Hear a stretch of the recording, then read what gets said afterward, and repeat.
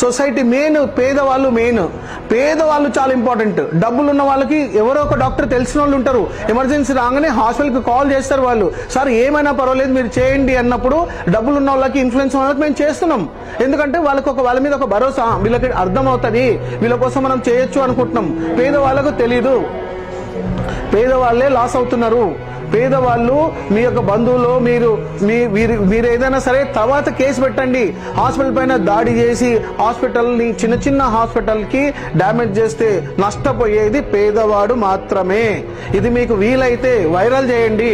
హాస్పిటల్లో ఉండే స్టాఫ్, నేను చెప్పాను కదా, జవాన్స్ ని మనము మన బార్డర్లో ఉండే మన వీర జవాన్కి ఎలా మనము రెస్పెక్ట్ చేస్తున్నామో, హాస్పిటల్లో ట్రీట్ చేసే డాక్టరే కాదు, వాచ్మెన్ నుంచి, ఆయమ్మ నుంచి, సిస్టర్ నుంచి ప్రతి ఒక్కరిని హీరోలాగా చూడండి.